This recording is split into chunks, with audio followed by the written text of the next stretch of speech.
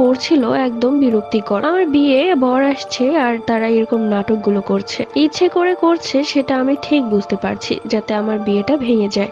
এক পর্যায়ে বিরক্ত হয়ে মাকে গিয়ে বললাম, মা তুমি এক্ষুনি চাচিকে বাড়িতে চলে যেতে বলো। তারা মা ছেলে মিলে কি নাটক শুরু করেছে, ইচ্ছে করে করছে যাতে আমার বিয়ে ভেঙে যায়। মা তখন চাচিকে ডেকে কিছু কথা বললেন। এরপর থেকে চাচি আর সাজ্জাদ ভাইয়া আমাকে কিছুই বলেনি, কিন্তু চাচি সেখানেই রয়ে গেল আর গেল না বাড়িতে। তো যাই হোক, কিছুক্ষণ পরে বরযাত্রী এলো। আমি পার্লারে গিয়েছিলাম, পার্লার থেকে বউ রূপে সেজে এলাম। সাজ্জাদ আমাকে দেখে বারবার কাঁদছে। ভাইয়া তুমি বারবার এভাবে কাঁদছো কেন? দেখো আমি তোমাকে ভাইয়া বলে কথা বলি, কখনো তোমাকে নিয়ে কোনো কিছুই ভাবিনি। অযথা তুমি আমাকে ইমোশনাল ব্ল্যাকমেল কেন করছো? তোকে কেন ব্ল্যাকমেল করতে যাব? আমি যে তোকে কতটা ভালোবাসি সেটাই বোঝানোর চেষ্টা করছি, কিন্তু তুই তো বুঝতে পারছিস না। কিন্তু একদিন ঠিকই বুঝবি, যখন আমি মরে যাব। ওফ ভাইয়া, এগুলো কেমন ধরনের কথাবার্তা? এমন তো না যে তোমার সাথে আমার প্রেম ছিল, তোমাকে আমি কখনো ওই চোখে দেখিনি। বারবার এক কথা বলতে আমার ভালো লাগছে না। এরপর কাজী সাহেব চলে এলেন, আমাকে নিয়ে যাওয়া হলো বরের কাছে। বিসমিল্লাহ বলে সাইন করে ফেললাম, মোনাজাত ধরা হলো। আটকে গেলাম তার সাথে বিবাহ বন্ধনে। আমার স্বামী, তার নাম রায়হান। যখন আমি সাইন করেছি ঠিক তখনই সাজ্জাদ ভাইয়া বের হয়ে যায়, আর একবারও আসেনি, তাকে দেখিওনি। যাই হোক, তা নিয়ে আমারও তো একটা মাথা ব্যথা নেই। বিদায়ের সময় আমি আমার মাকে জড়িয়ে ধরে কাঁদছিলাম। তখন আমার চাচি আম্মা আমার কাছে এসে কানে কানে বলল, কাজটা তুই মোটেও ঠিক করিসনি, আমার ছেলেটার মন ভেঙে দিয়েছিস, তোকে আমি ছেড়ে দিব না, এটা মাথায় রাখিস।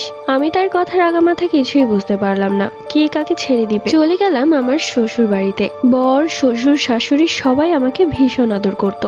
শ্বশুর বাড়িতে সবাই আমাকে ভীষণ আদর করতো। আমার স্বামী আমাকে চোখে হারাতো। দেখতে দেখতে কেটে গেল বিয়ের 7 দিন। তখন সন্ধ্যা 6:30 বাজে। আমার শাশুড়ি মা আমাকে বলল ছাদ থেকে কাপড়গুলো নিয়ে আসতে। কাপড়গুলো তোলার সময় বারবার মনে হচ্ছিল কেউ আমার পেছনে দাঁড়িয়ে আছে। যখনই আমি পেছনে ঘুরে তাকিয়েছি তখনই আমি কাউকেই দেখতে পাইনি। তো যাই হোক, আমি সবগুলো কাপড় তুলে যখন সিঁড়ি দিয়ে নিচে নামবো, ঠিক তখন আমার বারবার মনে হচ্ছিল আমার পেছন থেকে কেউ নামছে। পেছনে ঘুরে যখন তাকিয়েছি তখন কাউকেই দেখতে পাইনি। জায়গাটা বেশ অন্ধকার, শরীরটা কেমন যেন ভার ভার লাগছে, বেশ ভয়ও করছে। অথচ এর আগেও আমি ছাদে গিয়েছিলাম, কিন্তু কখনোই এরকমটা হয়নি। আমি এক পর্যায়ে দৌড়ে দৌড়ে নিচে নামলাম। শেষের সিঁড়ির 3 সিঁড়ির ওপরে আমি আবারও দৌড়ে নামার সময় পেছনে তাকাতেই হোঁচট খেয়ে মাটিতে পড়ে যাই, কিন্তু অত একটা ব্যথা পাইনি। আমার শাশুড়ি মা দৌড়ে এলেন। কি হয়েছে বৌমা, তুমি ঠিক আছো তো? এরপর আমাকে ধরে উঠালেন। ঠিক আছো তুমি? জি আম্মা, ঠিক আছি আমি।